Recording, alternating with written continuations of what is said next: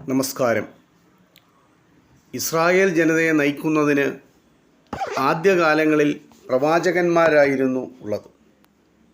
ദൈവത്തിൻ്റെ സന്ദേശം മനുഷ്യർക്ക് എത്തിക്കുന്നവരായിരുന്നു പ്രവാചകന്മാർ. ആദ്യകാല പ്രവാചകന്മാരിൽ ഒരാളായിരുന്നു ശമൂവേൽ പ്രവാചകൻ. ഇസ്രായേലിലെ ആദ്യത്തെ രാജാവ് ഉണ്ടാകുന്നതുവരെ ശമൂവേൽ പ്രവാചകൻ ആയിരുന്നു ഇസ്രായേൽ ജനതയെ നയിച്ചത്. ശമൂവേലിൻ്റെ ജനനകഥ അല്പം അസാധാരണമാണ്. മക്കൾ അനുഗ്രഹത്തിൻ്റെ അടയാളങ്ങളായിരുന്നു.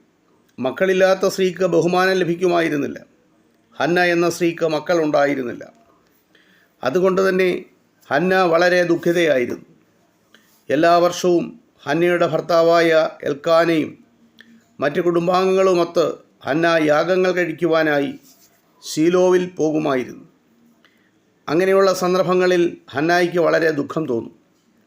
ശീലോവിലുള്ള ദേവാലയത്തിൽ വെച്ച് കുടുംബം ഭക്ഷണം കഴിയുമ്പോൾ ഹന്ന എഴുന്നേറ്റു. അവൾ വളരെ ദുഃഖിതയായി കാണപ്പെട്ടു. അവൾ യഹോവയോട് പ്രാർത്ഥിച്ചു. തുടർന്ന് കരയുകയും ചെയ്തു.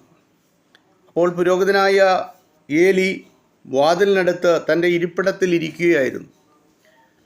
ഹന്ന ദൈവത്തോട് ഇങ്ങനെയൊരു വാഗ്ദാനം ചെയ്തു: സർവശക്തനായ യഹോവേ, അവിടുത്തെ ദാസിയായ എന്നെ നോക്കേണമേ. എൻ്റെ കഷ്ടപ്പാടൊന്ന് കാണണമേ. എന്നെ ഓർക്കണമേ. എന്നെ മറന്നു കളയരുതേ. എനിക്കൊരു മകനെ തന്നാൽ അവൻ്റെ ജീവിതം മുഴുവൻ അവിടുത്തെ വേല ചെയ്യാനായി ഞാൻ അവനെ നിനക്ക് തന്നെ തിരികെ തരും.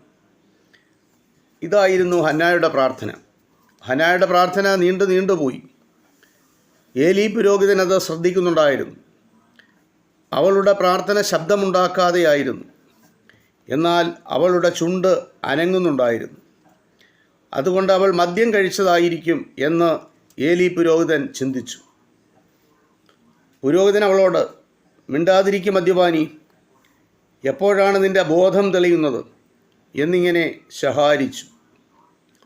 അയ്യോ, അങ്ങനെയല്ലേ, ഞാൻ കുടിച്ചിട്ടില്ലേ. അവൾ മറുപടി പറഞ്ഞു, എനിക്ക് യഹോവയുടെ സഹായം വേണം. എൻ്റെ കഷ്ടങ്ങളെക്കുറിച്ച് ഞാൻ യഹോവയോട് പറയുകയായിരുന്നു.